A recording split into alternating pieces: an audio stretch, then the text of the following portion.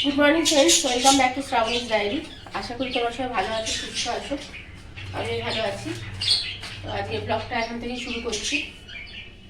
সকালবেলা আমাদের ব্রেকফাস্ট হয়ে গেছে আজকে। আবার ছেলের যেহেতু ছুটি আছে, আজকে কিছু ব্রেকফাস্ট বাড়িতে বানাইনি, আজকে সব কিনেই করেছি আর কি। কারণ ভালো লাগছিল না, শরীরটা একটু খারাপ লাগছে, ঠান্ডা লেগে গেছে প্রচণ্ড।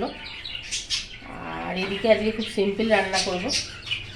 বাবা মাছ পাঠিয়েছিল, এই ভোলা মাছ আর লোটে মাছ ধোয়া হয়ে গেছে, তুলে দিয়েছি ফ্রিজে। আর এখানে আছে কাতলা মাছ, এটা আজকে করব কপি আলু দিয়ে ঝোল। আর ও তো জানো খায় না, তাই জন্য ওর জন্য ভোলা মাছ করবো। আর এখানে ভোলা মাছগুলো পেটের ডিম ছিল, ওইগুলো আলাদা বের করে রেখেছি, ওগুলো একটু ভেজে দেবো। আর ওই কাতলা মাছের মাথাটা আছে, সেই দিয়ে চচ্চড়ি করবো। আর এইদিকে কপি আলু কেটেছি, ঝোল করবো। আজকে একদম সিম্পল রান্না করবো, খুব যতটা তাড়াতাড়ি সম্ভব করে নেব। এবার তাড়াতাড়ি ভাবছি, এবার তার মধ্যে আবার বাড়িতে সবাই আছে, কত কাজ বেড়ে যাবে জানি না। এখনো পর্যন্ত সব কাটাকুটি করে নিয়ে বসলাম।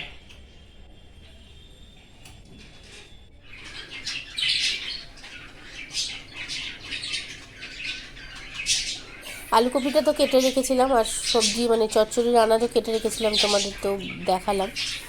আলু কপিটা একটু ভাপিয়ে নিচ্ছি। আলু আমি ভাপিয়েই নিই, আর কপিও এখন ভাপিয়ে নিই। কপিতে যদি গ্যাস ট্যাস হয়ে যায়, ভাপিয়ে নিলে আর সেই জিনিসটা হয় না, ওই জন্য। আর এদিকে আনাজগুলো, যে চচ্চড়ির যে আনাজগুলো আছে, ওগুলো একটু জল দিয়ে ভাপিয়ে নিচ্ছি। মোটামুটি সব আনাজই আমি মানে যখনই যেটা করি আমি একটু ভাপিয়েই করি, যে জলটা ভাপানোর জলটা ফেলে দিই। কারণ আজকালকার যা সব দিনকাল, সবজির সঙ্গে কী সব যে সার ফার দেয়, সেই জন্য ভাপিয়ে যতটা সম্ভব, হয়তো কিছুই হয় না, তবুও আমাদের মনের নিশ্চিন্তের জন্য আমি করি। এবার ভাপিয়ে নিয়েছি, এবার কড়াতে তেল বসিয়েছি। আগে চচ্চড়িটা করে নেব, পাঁচফোড়ন দিয়ে করব, হালকা পাতলাই করব। আনাজগুলো ভাজতেও বসাবো, আনাজগুলো হালকা করে ভাজবো। আর আনাজ ভাজতে ভাজতে এদিকে মশলাটা রেডি করেছি। মশলা বলতে শুধু হলুদ, লঙ্কা আর জিরে দিয়ে করব। ওটা একটু জলে ভিজিয়ে দিয়েছি। মানে মা বলতো যে মানে বাটা মশলা দিয়ে করলে তো রান্না অন্যরকমই টেস্ট হয়, কিন্তু বাটা মশলা তো দিইনি, বা বাটা মশলা কে বাটবে, অত সময়ও নেই, পারবো না। তো সেই জন্য ওই মশলাটাই একটু জলে ভিজিয়ে রাখি। তো মা বলতো, মানে আমার শাশুড়ি বলতেন যে ওরা ভিজিয়ে রাখলেও নাকি মশলার স্বাদ মোটামুটি আসে, একদম তো আসে না, তো অল্প বিস্তর নাকি একটু মনে হয় যে ওরকম স্বাদ আসে আর কি, জানি না, সেই হিসেবেই ভিজিয়ে রাখলাম। এইটা করব, প্রথমে চচ্চড়িটাই করে নেবো। চচ্চড়িটা নুন টুন দিয়ে একবারে ভেজে ভুজে তারপর কুকারে সিটি দিয়ে দেবো। কারণ এটা কুকারে করলে একটু তাড়াতাড়ি হয়ে যাবে, আর বেলাও হয়ে গেছে।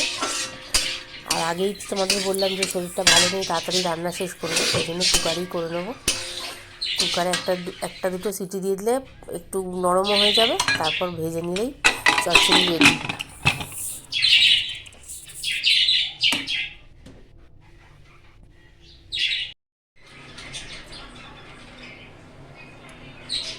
এবার আলুকপি মানে ফুলকপির তরকারিটা করব।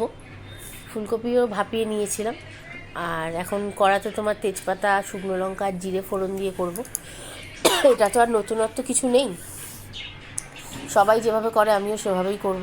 আদা বাটা, জিরে গুঁড়ো, হলুদ গুঁড়ো, লঙ্কা গুঁড়ো দিয়ে। এটা আর দেখাবারও কিছু নেই, বলারও কিছু নেই, করতে থাকছি, করতে করতে তোমাদের সাথে গল্প করছি। গল্প তো করা হয় না, কাজ করতে করতে যেটুকু গল্প করা। এমনিতে বাড়িতে একা থাকি, কথাও বলা খুব একটা হয় না, কারণ ও বেরিয়ে যায়, ছেলের মতো স্কুলে চলে যায়, আমি নিজের কাজই করতে থাকি। আর মানে এতই কাজ, মানে কাজ এরকমভাবেই চলতে থাকে যে সময় বুঝতে পারি না। মানে ভাবি যে রান্নাটা তাড়াতাড়ি শেষ করে নেবো 11:30 12টার মধ্যে, সেই রান্না করতে করতে দেখি ঠিক 1:30 2 এরকম বেজে যায়। তো সেই জন্য কোনো দিন তোমার সকালবেলা উঠে চা খাই, ব্রেকফাস্ট করি, কোনো দিন চা হয়তো স্কিপ করে দিই, চা খেলাম না, চায়ের নেশা আমার অত নেই, ব্রেকফাস্টটা করি। তো সেই রকম হয়তো নিয়ে একটু বসলাম, কোনো দিন রান্না করতে করতেই হয়তো খেয়ে নিলাম, এরকমই চলতে থাকে। মানে বসে সেরকমভাবে ধীরে সুস্থে খাওয়ার সময় হয় না। খুব অল্প স্বল্প দিন হয়তো ধীরে সুস্থে খেলাম, হয়তো ছেলের যেদিন ছুটি থাকে সেদিনকে একটু ধীরে সুস্থে খেলাম, সেদিন তো আরও দেরি হয়ে যায়, ঘুম থেকে উঠতে একটু দেরি হয় যেহেতু ছেলের ছুটি থাকে। সেই জন্য মানে অ্যালার্ম দিই না যে ঠিক আছে 6:30 উঠি, 6:30 7টায় উঠবো, তখন কোনো দিন 7:30টাও বেজে যায়। ওই দিনটা সব কিছুতেই লেট হয়ে যায়, কিন্তু যেদিন ছুটি থাকে না সেদিনে যে কী করে লেট হয়ে যায় আমি বুঝতে পারি না। মানে শীতকালের বেলা আমার কাজ ফাজ মিটিয়ে আমার ঘরে বসতে বসতেই দেখি সন্ধ্যা হয়ে যাচ্ছে, এইরকমই হয়ে যায় আর কি। তারপর আবার সন্ধ্যেবেলা মানে হয়তো কোনো দিন বেরোলাম, নাহলে কোনো দিন ঘরে কিছু করলাম, নাহলে কিছু কিনে আনা হলো, এই সব নিয়েই চলতে থাকে। আর মাঝে মাঝে একটু বেরোতে ইচ্ছে করে, কিন্তু ছেলেটা যেহেতু পড়াশোনা ছেড়ে বেরোতে চায় না, সেই জন্য আর রোজ বেরোনো হয় না, ওকে রেখে রেখে রোজ বেরোতে ইচ্ছে করে না। সেই জন্য আবার কোনো দিন ও বলে যে মানে আমার হাজব্যান্ড বলে না চলো একটু ঘুরেই আসি, কিছু নিয়ে আসবো ছেলের জন্য। ছেলে হয়তো বললো মা এটা লাগবে ওটা লাগবে, ওই কিনতে বেরোলাম, তখন হয়তো একটা চক্কর একটু এদিক ওদিক দিয়ে ঘুরে চলে এলাম। এইভাবেই কেটে যায় সারাদিন।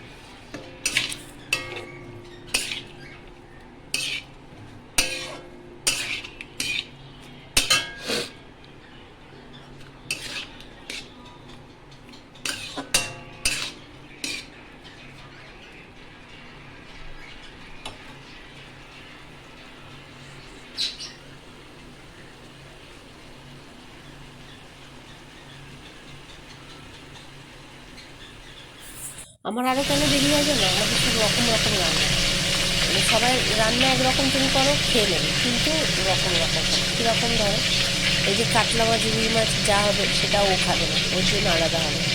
আমাদের তিনজনের এক হয়ে গেল। এবার আমি হয়তো রিচ রান্না খেলাম না, বাবা আর ছেলের জন্য একটু অন্যরকমভাবে হলো।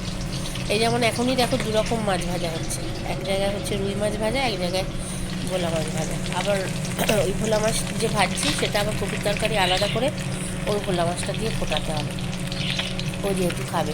এবার ও যদি ওই ভোলা মাছটা ধরো কপির তরকারি রুই মাছের মধ্যে দিয়ে দিলাম, তাহলে পরে বলবো ওই রুই মাছের গন্ধ বেরোচ্ছে, ভোলা মাছ খাবো। মানে এইরকম সব অদ্ভুত অদ্ভুত জিনিস আছে আমার বাড়িতে, এইসবের জন্য আমার আরও দেরি হয়। মানে কাজ করতে করতে একটা কাজকে 3 রকমভাবে করতে হবে। একটা এটা হলো, এরপর যেটা হলো সেটা হচ্ছে আমার হলো, বাবার হলো, আর ছেলে, ওটা হয়ে গেল তিনজনের। আবার একদিকে আমুদি মাছ হচ্ছে, আমুদি মাছটা সবাই খাবে, ওটা নিয়ে কোনো ঝামেলা নেই।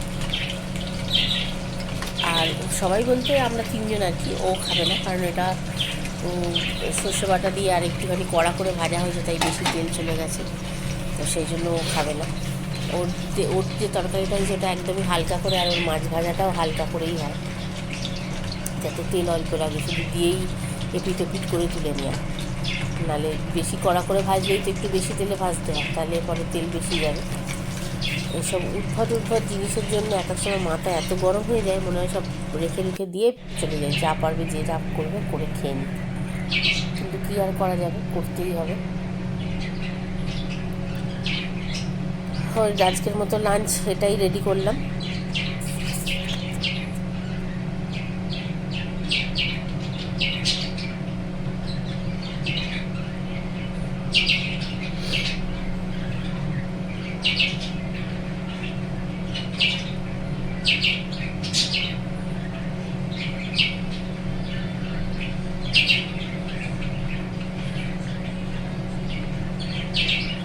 সন্ধ্যাবেলা একটু বেরিয়েছিলাম, সবজি বাজার করবো বলেই বেরিয়েছিলাম, তবে মাশরুমটা দেখে খুব ভালো লাগলো, একদম পরিষ্কার, মাশরুমটা আগে নিয়েছি। পেঁয়াজ করে নিলাম, ভাজার বেগুন মানে বেগুন পোড়াবার জন্য খুঁজছিলাম, কিন্তু সেরকম বেগুন পছন্দ হলো না, সেই জন্য ওটাই ওই ছোটো ছোটোই নিয়েছি, বেশি নিইনি। আজকে একটু সিম নিলাম, নতুন নতুন সবজি উঠছে এখন, খেতে ভালো লাগে। এগুলো কড়াইশুঁটি,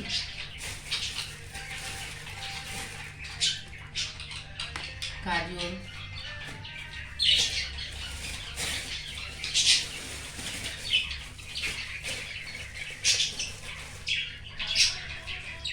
শশা নিয়ে এসেছি, কারণ এখন তো শীতকাল, মোটামুটি স্যালাডটা রোজই থাকে। আর এটা হচ্ছে ঢেঁড়স, ক্যাপসিকাম,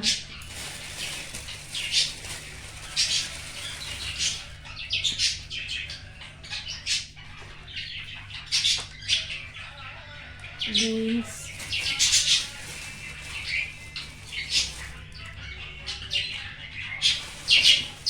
এদিকে আছে তোমার কুমড়ো,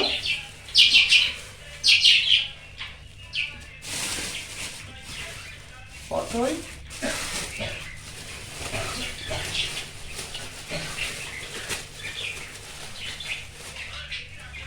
টমেটো,